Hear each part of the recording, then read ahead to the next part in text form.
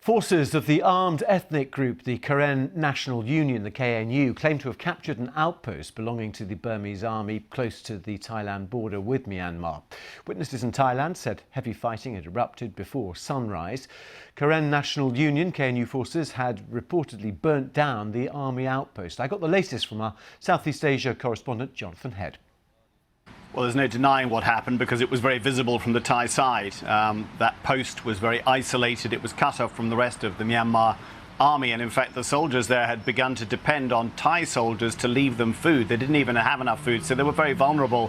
The Karen National Union moved in the very early hours this morning, around 5 o'clock. People on the Thai side heard all the gunfire, some louder explosions too. It suggests there was quite a bit of fighting.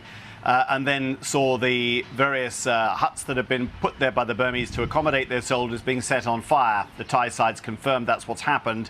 It looks like the KNU has taken the post. But I think what's important is it reminds us that there has been continued fighting in Karen State over the past month.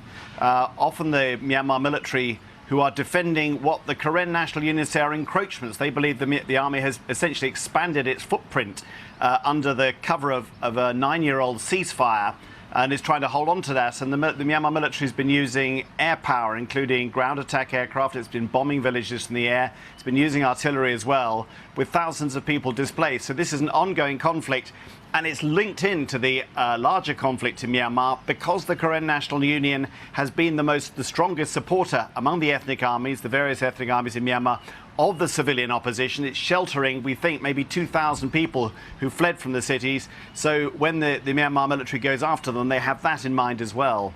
And just briefly, Jonathan, after the coup on the 1st of February, have things escalated significantly, or has this been simmering for many months?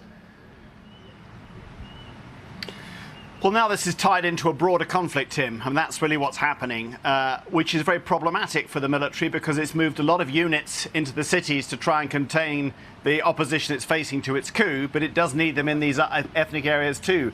Now, so far, a lot of the ethnic armies have given verbal support to the new national unity government, the parallel government set up by the MPs elected in last November's election. But the Karen are really the only ones we can see who are giving very active support. If those other ethnic armies start to engage the Myanmar military as well, it is possible it might find itself very overstretched, and people are waiting to see whether that unity government, which includes the ethnic armies and a promise of a federal system, whether that turns into a much more powerful armed challenge to the generals who now rule Myanmar. Jonathan Head reporting from